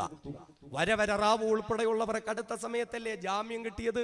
ഇത് ദലിതുകളാണെങ്കിൽ അങ്ങനെ. ഇനി സിഖുകാരാണെങ്കിലോ? രാജ്യത്തൊരു വലിയ കാർഷിക വിപ്ലവം നടന്നുകൊണ്ടിരിക്കുകയല്ലേ? സംഘപരിവാർ അനുകൂല സന്തത സഹചാരികളായ സമ്പന്നരായ കോർപ്പറേറ്റ് മേധാവികൾക്ക് വേണ്ടി രാജ്യത്ത് മണ്ണിനോടും കല്ലിനോടും പടവെട്ടി പൊന്നു വിളയിക്കുന്നതായ പാവപ്പെട്ട കർഷകന്മാർക്ക് ആവശ്യമില്ലാത്ത ഒരു കാർഷിക വിരുദ്ധ ബില്ല് ഇവിടെ പാസാക്കിയെടുത്ത് കർഷകന്മാരുടെ അധ്വാനത്തിന് പുല്ലുവില പോലും കൽപ്പിക്കാതെ അംബാനിക്കും മദാനിക്കും വേണ്ടിയിട്ട് ചൂടപ്പം ചുട്ടെടുക്കുന്നത് പോലെ ബില്ലുകൾ പാസാക്കിയെടുക്കുന്നതായ അമിത്ഷായുടെയും മോഡിക്കുമെതിരെ സിഖുകാരായ കർഷകന്മാർ സമരവും പ്രക്ഷോഭവും നടത്തി. എങ്ങനെയാ അതിനെ സംഘപരിവാരം നേരിട്ടെടുത്തത്? ഇവരൊക്കെ ഖലിസ്ഥാൻവാദികളാണത്രേ, അവരും തീവ്രവാദികളാണ് എന്ന് പറഞ്ഞാൽ സംഘപരിവാരത്തിനെതിരെ ചിന്തിക്കുന്നവർ ഭീകരവാദികൾ. അവർക്കെതിരെ എഴുതിയാൽ, ഒരക്ഷരം മിണ്ടിയാൽ, ഫേസ്ബുക്കിൽ ഒരു പോസ്റ്റ് ഇട്ടാൽ ഉണ്ടല്ലോ ടൂൾ കിറ്റ് വിവാദം. ടൂൾ കിറ്റ് നമ്മളൊന്ന് നോക്കണം. സംഘികൾക്കെതിരെ ശബ്ദിക്കുന്നവരെ ആരായാലും അവർ വെറുതെ വിടൂല അല്ലേ? അത് വിദ്യാർത്ഥികളാകട്ടെ, പൗരത്വ പ്രക്ഷോഭത്തിൽ പങ്കെടുത്തതിന്റെ പേരിൽ സഫൂറ ഉൾപ്പെടെ ഷർജീൽ ഇമാം ഉൾപ്പെടെ ഈ രാജ്യത്ത് ക്രിയാത്മകമായി ഇടപെടൽ നടത്തുന്നതായ വിദ്യാർത്ഥി നേതാക്കന്മാരെ ഉൾപ്പെടെ ജയിലിലടച്ചില്ലേ? ഗർഭിണിയായിരുന്നില്ലേ സഫൂറ? റമദാനിലെ നോമ്പുകാരിയായിരുന്നില്ലേ സഫൂറ? അവളെ പോലും വെറുതെ വിട്ടോ?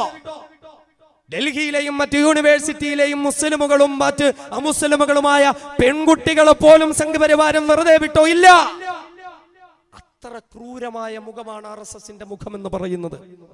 തങ്ങളുടെ എതിർ ശബ്ദങ്ങളെയൊക്കെ ഭീകരവാദികളായി ചിത്രീകരിച്ച് തല്ലിച്ചതച്ചില്ലാതെയാക്കുക. വിദ്യാർത്ഥികളാണെങ്കിലും വെറുതെ വില്ല. അത് 17ഉം 18ഉം വയസ്സുള്ളവരാകട്ടെ, കാർഷിക സമരം നടത്തുന്നവർക്ക് നിങ്ങൾ ഇന്ന മോഡൽ സമരം നടത്തിയാൽ നന്നാകുമെന്ന് പറഞ്ഞ് സാമൂഹ്യ മാധ്യമങ്ങളിൽ ഒരു പെൺകുട്ടി പോസ്റ്റ് ഇടുണ്ടായി. 17ഓ 20ഓ വയസ്സേ ഉള്ളൂ. അപ്പൊ അവളെയാണ് ടൂൾ കിറ്റ് വിവാദത്തിലെ ഭീകരവാദി എന്ന് പറഞ്ഞ് ചിത്രീകരിക്കുന്നത്. ടൂൾ കിറ്റ് എന്നൊക്കെ പറഞ്ഞായിരിക്കും പോലീസിനെ നേരിടാനുള്ള തടിയും വടിയും ഉളിയൊക്കെ ആണെന്നൊന്നുമല്ല. അത് അവളിട്ട ഒരു സമരത്തിന്റെ മുറയാണ്. അതിനെ ടൂൾ കിറ്റ് എന്ന് പേരിട്ടിട്ട് അവളെയും ഭീകരവാദിയാക്കുക.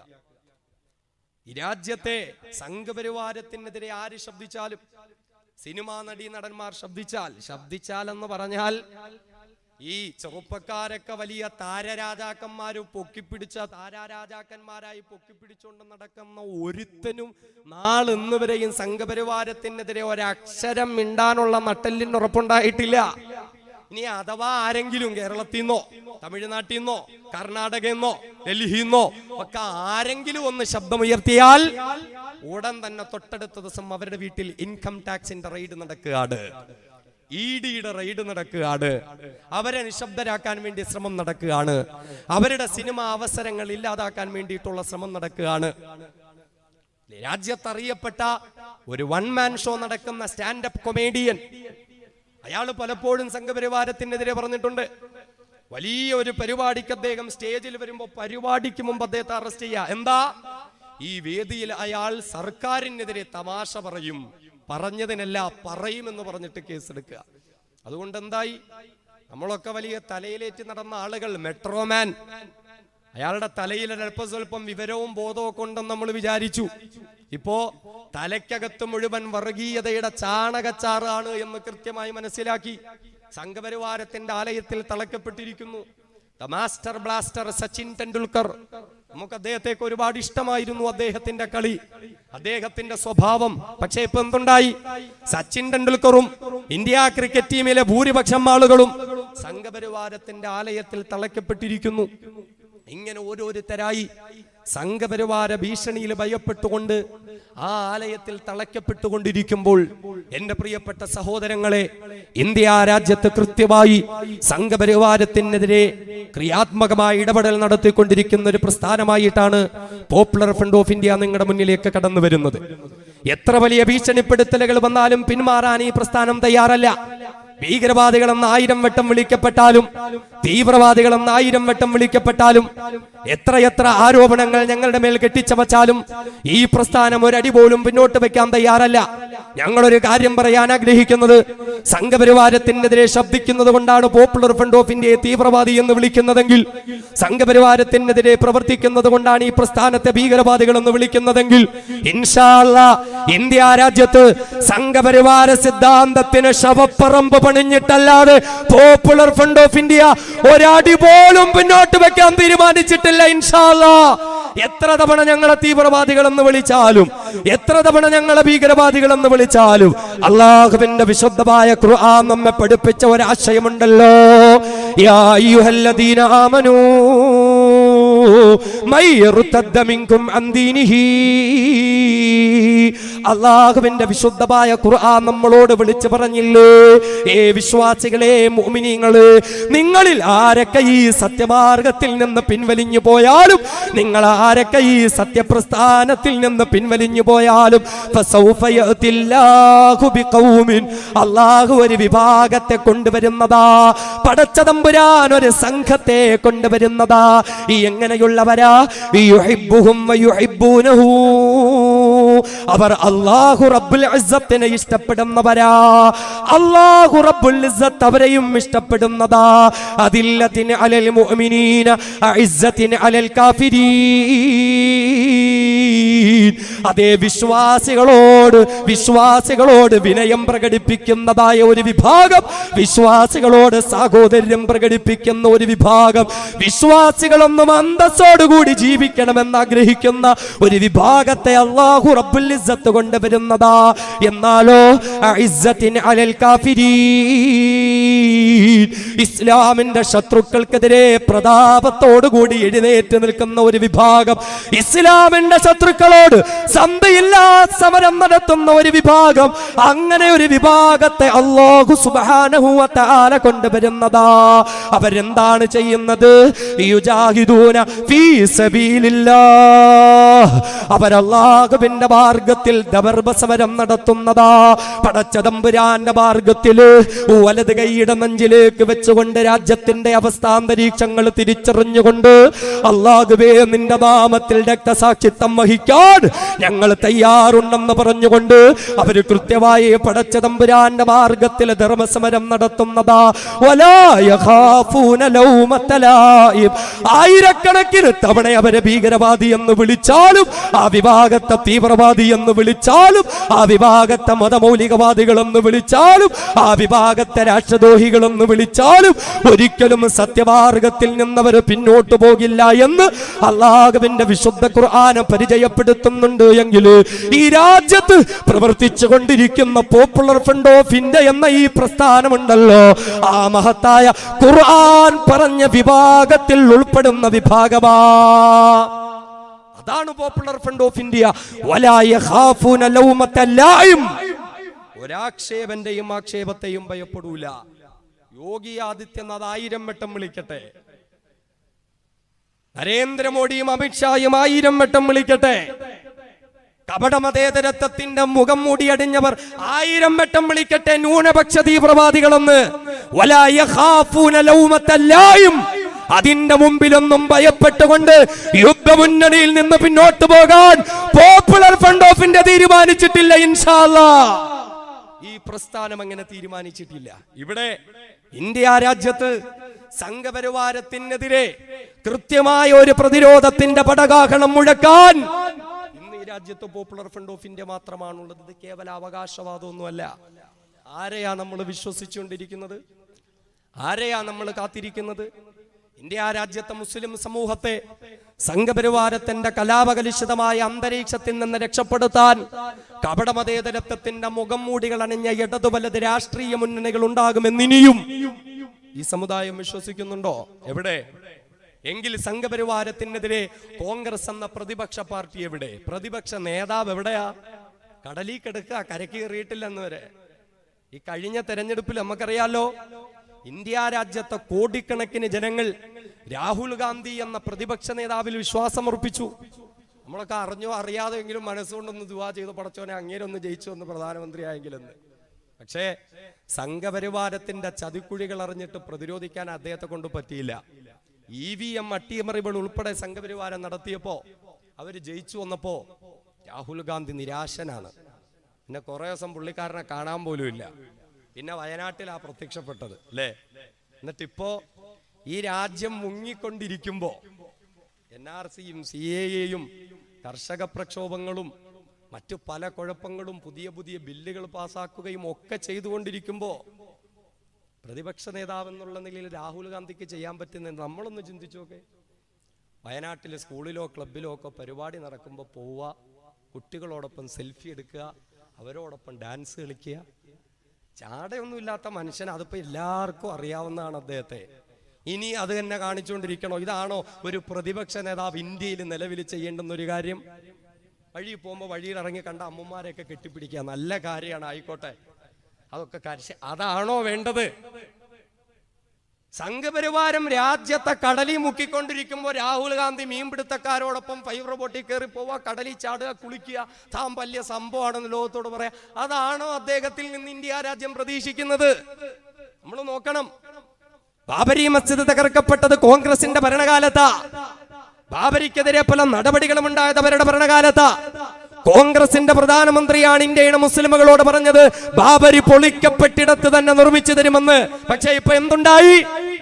സംഘപരിവാരം ബാബരി മസ്ജിദിന്റെ സ്ഥാനത്ത്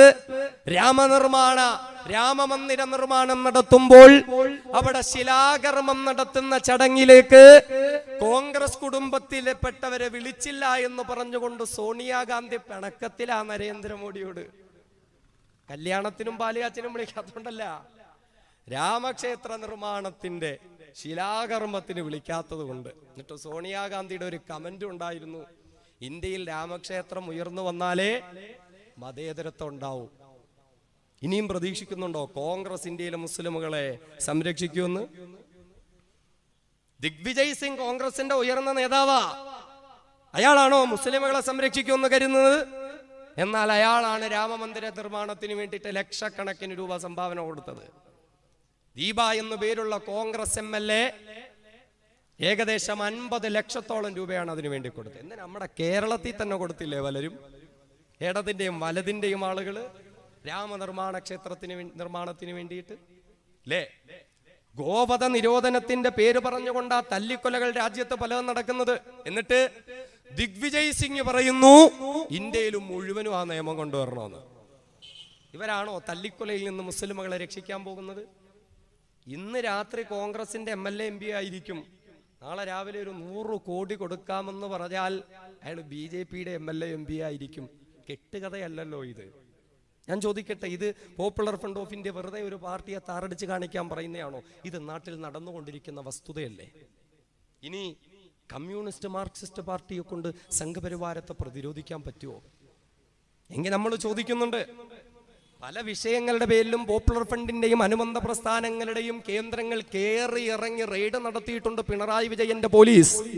എന്നാൽ നമ്മൾ ചോദിക്കുന്നു, പറവൂരിൽ നടത്തപ്പെട്ട പ്രതിഷേധ യോഗത്തിനിടയിൽ സംഘപരിവാരത്തിന്റെ ഒരു ആംബുലൻസിന്റെ ഉള്ളിൽ കുറെ ഭീകരവാദികൾ തോക്കും വെടിയുണ്ടകളുമായി വാഹനം കൊണ്ടുവന്ന് ഇടിച്ചു കയറ്റി കലാപങ്ങൾ നടത്താൻ ആയുധങ്ങളുമായി വന്ന് ശ്രമം നടത്തിയിട്ട് ഈ പ്രസ്ഥാനത്തിന്റെ പ്രവർത്തകരെ അവരെ പിടികൂടി പോലീസിൽ ഏൽപ്പിച്ചിട്ട് RSSന്റെ പ്രവർത്തകരുടെ കൈകളിൽ നിന്ന് തോക്കും വെടിയുണ്ടയും ആയുധങ്ങളും ലഭിച്ചിട്ട് നാളുകൾ ഇത്രയായിട്ട് RSSന്റെ ഒരു ലോക്കൽ ഓഫീസിലെങ്കിലും ഒരു റെയ്ഡ് നടത്താൻ സഖാവ് പിണറായി വിജയനെ കൊണ്ട് സാധ്യമായിട്ടുണ്ടോ?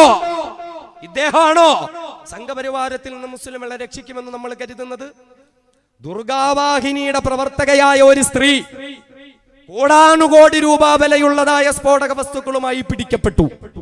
സംഘപരിവാരം ഇപ്പോഴും കേരളത്തിന്റെ മണ്ണിൽ വിജയ് യാത്രയുടെ മറവിലും മറ്റു പല സംഭവങ്ങളുടെ മറവിലും കലാപാഹ്വാനങ്ങൾ നടത്തി സ്ഫോടക വസ്തുക്കൾ ശേഖരിച്ചു കൊണ്ടിരിക്കുമ്പോൾ ഇന്നുവരെ അതിനെ പ്രതിരോധിക്കാനുള്ള എന്ത് നടപടി സഖാവ് പിണറായി വിജയൻ നടത്തിയിട്ടുണ്ട് എന്ന് മാത്രമല്ല, അദ്ദേഹം ഇപ്പോൾ സംഘപരിവാർ സന്തത സഹചാരിയായ ശ്രീഎമ്മിന്റെ കൂട്ടുകാരനായ, ഇപ്പൊ സഖാക്കളൊക്കെ ശ്രീഎമ്മിനെ മഹത്വവൽക്കരിച്ചുകൊണ്ടിരിക്കുക.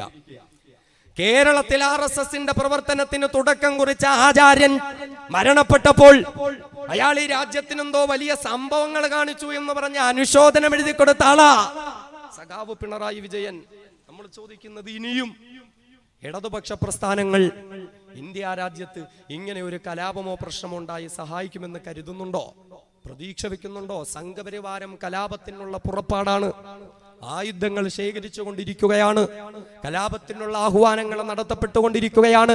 ചേർത്തലയിൽ നടത്തപ്പെട്ട സംഭവത്തിന്റെ പിന്നാമ്പുറങ്ങൾ നമുക്കറിയാം.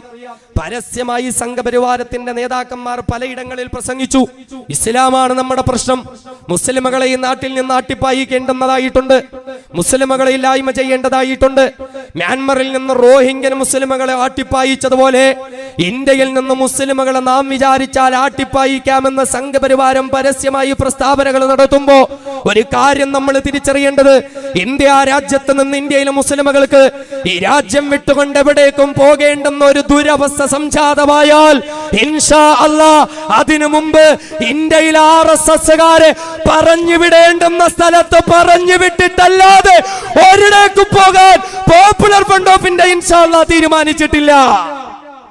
നമ്മൾ അങ്ങനെ തീരുമാനിച്ചിട്ടില്ല. സംഘപരിവാരം കലാപത്തിനുള്ള ആഹ്വാനങ്ങളാണ് നടത്തിക്കൊണ്ടിരിക്കുന്നത്. സംഘപരിവാരം മുസ്ലിമുകളെ എല്ലാ നിലയിലും ഇല്ലായ്മ ചെയ്യാനുള്ള ശ്രമങ്ങളാണ് എന്റെ പ്രിയപ്പെട്ട സഹോദരങ്ങളെ ഈ രാജ്യത്ത് നടത്തിക്കൊണ്ടിരിക്കുന്നത്. അതുകൊണ്ടൊരു കാര്യം മനസ്സിലാക്കുക, സംഘപരിവാരം കലാപത്തിന് ആഹ്വാനം ചെയ്യുമ്പോ സംഘപരിവാരത്തിന്റെ മനസ്സിലൊരു ചിത്രമുണ്ടാകും. സംഘപരിവാരത്തിന്റെ തീപ്പന്തങ്ങൾക്കും വാളുകളുടെയും തൃശൂലത്തിന്റെയും മുന്നിൽ കൈകൂപ്പി നിന്ന് രക്ഷയ്ക്ക് വേണ്ടി യാചിച്ച ഖുതുബുദ്ദീൻ അൻസാരിമാരുടെയൊക്കെ ഒരു ചിത്രം കാണും. പക്ഷേ ആ കാലമൊക്കെ അങ്ങ് കഴിഞ്ഞു മക്കളെ. നിന്റെ കയ്യിലെ ആയുധങ്ങൾ പിടിച്ചു വാങ്ങി കൈകാര്യം ചെയ്യേണ്ടതുപോലെ കൈകാര്യം ചെയ്യാൻ ആർജവമുള്ള ആൺകുട്ടികൾ ഈ സമുദായത്തിലുണ്ട് എന്നുള്ള കാര്യം മറക്കണ്ട.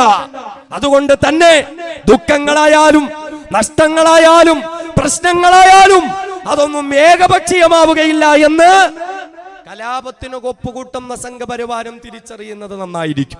അതുകൊണ്ട് സഹോദരങ്ങളെ അവസാനിപ്പിക്കുകയാണ്. നിങ്ങളൊരു കാര്യം തിരിച്ചറിയേണ്ടത്, എന്തുകൊണ്ടാണ് യോഗി ആദിത്യനാഥിന്റെ UP പോലീസ് പോപ്പുലർ ഫ്രണ്ടിനെ ഇങ്ങനെ വേട്ടയാടിക്കൊണ്ടിരിക്കുന്നത്? അതിന്റെ പിന്നിൽ കൃത്യമായ കാരണങ്ങളുണ്ട്. യോഗി ആദിത്യനാഥ് പരസ്യമായി പത്രസമ്മേളനം നടത്തിയിട്ടാണ് പറഞ്ഞത് പോപ്പുലർ ഫ്രണ്ടിനെ ഞാൻ ക്ലീൻ ചെയ്ത് കളയുമെന്ന്. കാരണം എന്താ? നേരത്തെ ഇവിടെ സൂചിപ്പിച്ചല്ലോ, ഇന്ത്യ രാജ്യത്ത് ഏറ്റവും കൂടുതൽ തല്ലിക്കൊലപാതകങ്ങൾ നടത്തപ്പെടുന്നതായ യുപിയിൽ ഇരകൾ അസ്വസ്ഥരായി കഴിയുമ്പോൾ, എന്ത് ചെയ്യണമെന്നറിയാതെ കഴിഞ്ഞുകൂടുമ്പോൾ, ആ ഇരകൾക്ക് ധൈര്യം പകർന്ന്, അവർക്ക് സമാധാനം പകർന്ന് നിയമ നടപടികളുമായി മുന്നോട്ട് പോയി എങ്ങനെയൊക്കെ കാര്യങ്ങളിൽ ഇടപെടണമെന്നുള്ള കൃത്യമായി പോപ്പുലർ ഫ്രണ്ട് ഓഫ് ഇന്ത്യ അവരോടൊപ്പം നിന്ന് അവർക്ക് പഠിപ്പിച്ചു കൊടുക്കുകയുണ്ടായി. NRC വിരുദ്ധ സമരത്തിൽ 23 മുസ്ലിമുകളെ കൊന്നുകളഞ്ഞപ്പോൾ പോപ്പുലർ ഫ്രണ്ട് ഓഫ് ഇന്ത്യ അവരോടൊപ്പം കൂടി, അവർക്ക് ധൈര്യം കൊടുത്തു, അവരെ ഒപ്പം ചേർത്ത് പിടിച്ചു, അവർക്ക് സഹായങ്ങൾ നൽകി. ഈ case popular front of India Allahabad ഹൈക്കോടതിയിലേക്ക് കൊണ്ടുപോയി. ഈ പ്രസ്ഥാനമേൽപ്പിച്ച അഭിഭാഷകൻ KK റോയ് ഈ കേസുമായി ചെല്ലുമ്പോൾ ഹൈക്കോടതിയിലെ ജസ്റ്റിസ് ചോദിക്കുകയുണ്ടായി, 23 പേരെ വെടിവെച്ചു കൊന്നിട്ട് ഇന്ന് വരെ നടപടി ഉണ്ടായില്ലേ? KK റോയ് എന്ന ഈ സംഘടനയുടെ അഭിഭാഷകൻ പറഞ്ഞു, കേസുകൾ പലരും പലയിടത്തും കൊടുത്തു, കോടതികളിൽ, പിന്നെ പോലീസ് സ്റ്റേഷനുകളിൽ കൊടുത്തു, പക്ഷേ പോലീസുകാർ അതൊന്നും കോടതിയിലേക്ക് കൊണ്ടുവരാതിരുന്നതാണ്, അവരിതിനെ ഇങ്ങോട്ട് കൈമാറ്റം ചെയ്യാതിരുന്നതാണ്. കോടതി അനുവദിച്ചാൽ പോപ്പുലർ ഫ്രണ്ട് ഓഫ് ഇന്ത്യ ആ കേസുകൾ കൊണ്ടുവരാമെന്ന് പറഞ്ഞു. കോടതി KK റോയ് എന്ന അഭിഭാഷകന് അനുവാദം കൊടുത്തു. ഉത്തർപ്രദേശ് സംസ്ഥാനത്ത് 7-ലധികം സ്ഥലങ്ങളിൽ പോപ്പുലർ ഫ്രണ്ട് ഓഫ് ഇന്ത്യ നിയമസഹായ സെല്ലുകൾ രൂപീകരിച്ചു. അവിടേക്ക് ആളുകൾ ഒഴുകിയെത്തി. ഏകദേശം 400ഓളം കേസുകൾ ഉത്തർപ്രദേശ് പോലീസിനെതിരെ popular front of India Allahabad ഹൈക്കോടതിയിൽ കൊണ്ടുവരികയുണ്ടായി.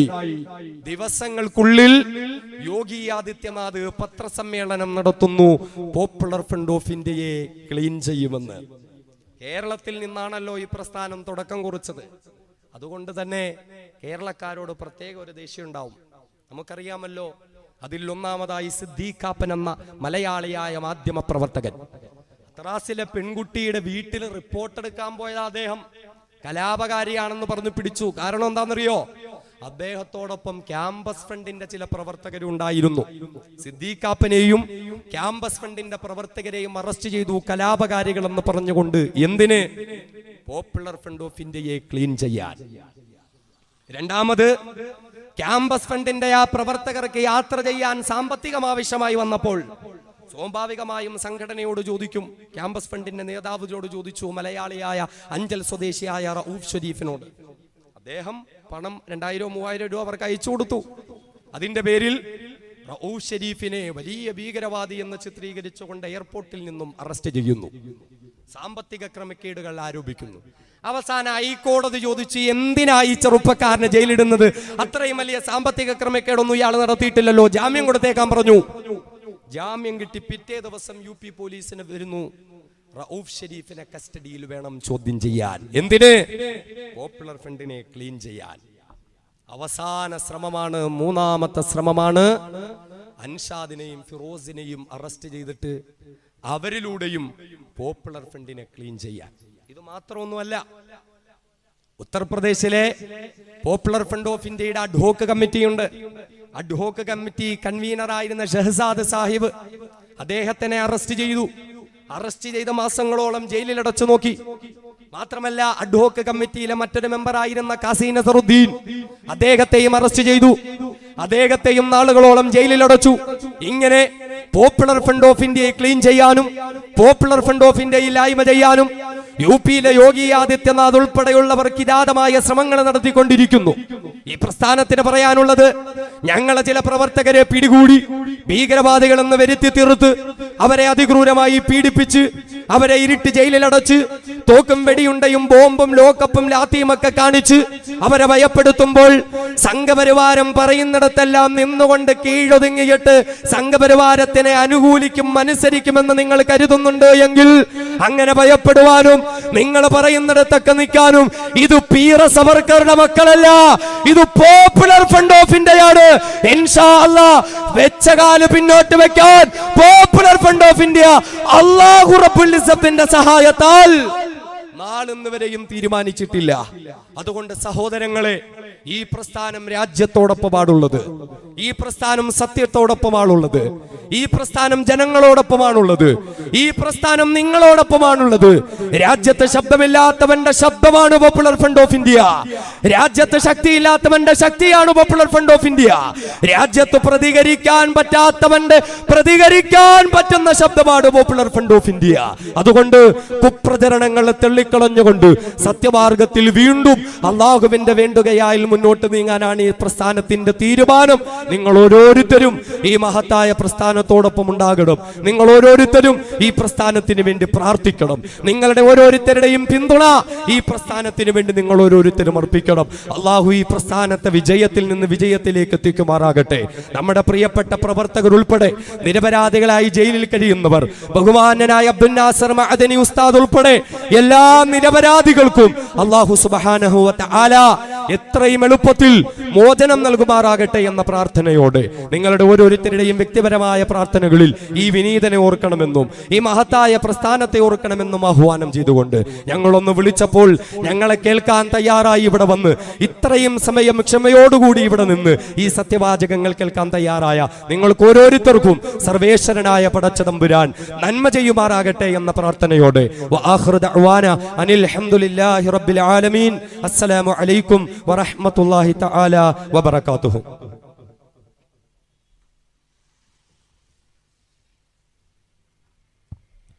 ഈ വിശദീകരണ യോഗത്തിന് നന്ദി പറയുന്നതിന് വേണ്ടി popular front of India ICS area president സഹോദരൻ അനസിനെ സ്നേഹപൂർവ്വം ക്ഷണിക്കുന്നു.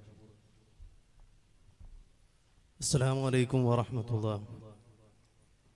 പോപ്പുലർ ഫ്രണ്ട് പ്രവർത്തകരെ സംഘടിപ്പിച്ച വിശദീകരണ യോഗത്തിൽ അധ്യക്ഷനായിരുന്ന popular front Mainagappally division president Sajeev Karali Sahib, ഇവിടെ സ്വാഗതം ആശംസിച്ച ഡിവിഷൻ സെക്രട്ടറി റിയാസ് സാഹിബ്, മുഖ്യപ്രഭാഷണം നടത്തിക്കൊണ്ട് ഇവിടെ സംസാരിച്ച അൽ ഹാഫിസ് അഫ്സൽ കാസിമി ഉസ്താദ് അവറുകൾ, മറ്റ്